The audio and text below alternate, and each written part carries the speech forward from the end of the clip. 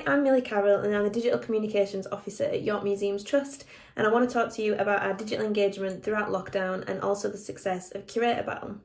So York Museums Trust looks after three museums and galleries, so the Yorkshire Museum, York Castle Museum and York Art Gallery. So when we went into lockdown in March, we realised that the best way to communicate with our audiences was through online engagement. And with all the sites we looked after, that meant we had a lot of content to produce. And we really thought, what did we want to achieve during this time? We wanted to please the audience we already had. We wanted to give them a cultural experience and give them something just fun to look forward to during lockdown. But we also thought this was a huge opportunity to reach a brand new audience, as we were going to put all of our effort into online engagement.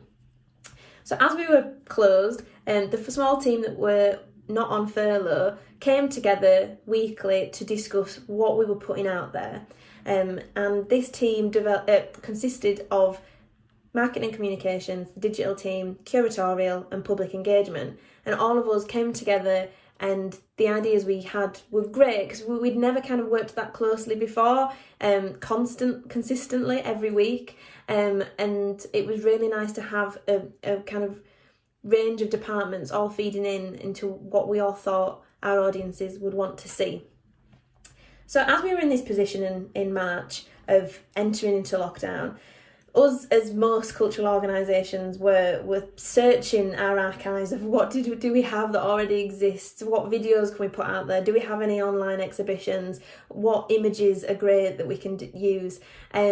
And this was coming across online. I think you could tell that museums were really trying to quickly give people an experience. So with this in mind, in our meetings, we thought, how do we tell the stories of our collections without just saying, here's an object and here's its information? And so we thought, let's get museums together on a certain day and you put these objects into a theme, into a thread that the world can see. And we wanted this to be fun, and we wanted this to be accessible.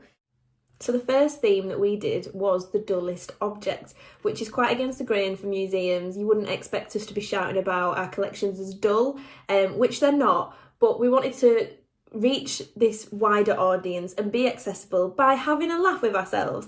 You know, we know that our collections are vast and that there is so many weird and wonderful things within them. So the Yorkshire Museum started the battle with just a little piece of iron that we had. So nothing on the surface that looks that exciting. It actually has an incredible story if you want to search for it. But it was just a little piece of iron.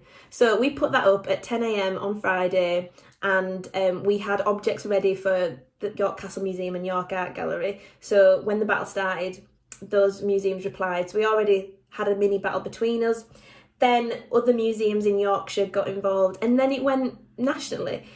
We had curators at the British Museum get involved, we had curators in Scotland getting involved, so we already knew this was a huge success. It was actually the most popular post we'd done on Twitter, on the Yorkshire Museum's Twitter up until that point.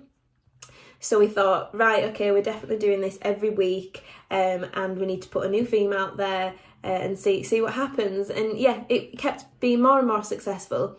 And we thought we need to develop this further because we were having feedback from other curators and museums that they were really busy, obviously, with it being lockdown and most staff on furlough. So they wanted some notice, and we also wanted to get the public more excited too.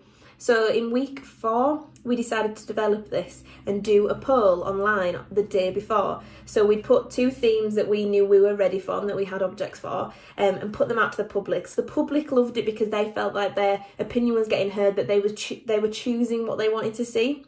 Curators loved this in other museums because it gave them 24 hours to help find an object. And we loved it because at 10 a.m. on Friday, when we were ready to launch, we knew that other museums were ready to reply straight away. It wasn't going to take them hours to reply, and they were all producing really cool objects, and just ready to have fun. So which meant that the Curator Battle was at the top of people's news feeds all Friday morning from various museums, because we were all replying to each other in such a short period of time. So it's definitely something that we've done since, and we will do for future content. So the first time we did a public poll, it was creepiest objects versus best hat, and thankfully creepiest object won, which led us to our most successful curator battle to date, and also the first time we went viral. So on the screen now you can see some of the statistics from the battles that we ran throughout the 19-week period of lockdown. 5.4 million people saw our trust's objects, and that is huge. That is numbers we didn't think we could reach, and out of those 1.5 million people actively engaged.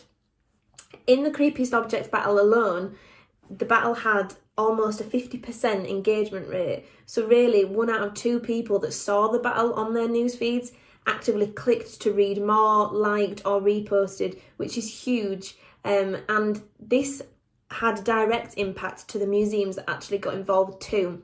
So an example you can see is Scarborough Museum's collections team saw their impressions rise from 15,000 to 931,000 after taking part in Creepiest Object.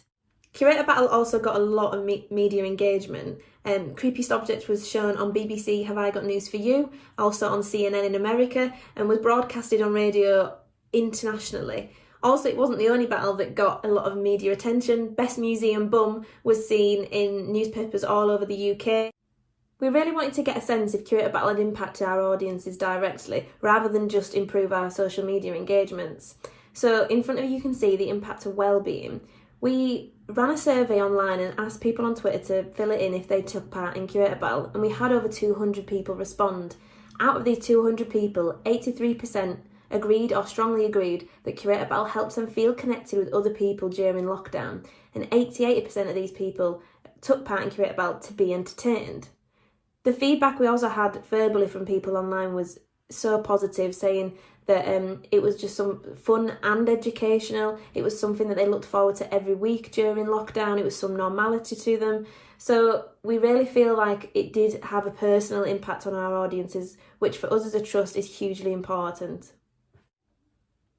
At the beginning of this video, I said one of the main aims we had was to reach a new audience throughout lockdown, and Curator Battle definitely helped us do that. Not only did we get over 15,000 new followers on the Yorkshire Museum's Twitter, but we saw that 50% of the people we polled had never engaged with York Museum's Trust before, and 40% of those were an international audience, a group that we hadn't reached much before with our online activity. Curator Battle was hugely successful for York Museum's Trust, and there's a few things we learned from it that we're trying to ingrain into everything we do now and that we'd also like to share with you. So firstly, a cross-department approach can be hugely successful when creating online content. A range of expertise can help you create something engaging, informative and fun. Secondly, try to be more social on social media, and having a two-way conversation with your audience rather than a one-way information stream will get you the engagement statistics that you want and will help you build a relationship with your audience. Thirdly, prepare to dedicate time to social media. It does take a long time. When I launched the battles at 10 a.m. on a Friday, I would be working on that battle all day, replying with memes, liking and having that sociable reaction with other museums and our audience. It does take a while, but the rewards are definitely worth it. Fourth, evaluate what you're doing. When we launched the poll on Twitter asking people to feedback to us, the results were incredible and way more than what we expected, and it's helped us do things like this. And in the future, whenever we create something big again, we definitely want to ask people to give their feedback. Curator Battle was a great success for us, but we tried things that didn't work too, and I just want to say, don't be afraid to try things on social media. It's definitely a platform where you can go out and have fun and be social with your audiences, and if something takes off, prepare to dedicate the time to it, because the results will definitely be worth it. And if it doesn't take off, it's fine. You learn from it and you learn more about your audiences by doing it. So that's it from me, and thank you for listening.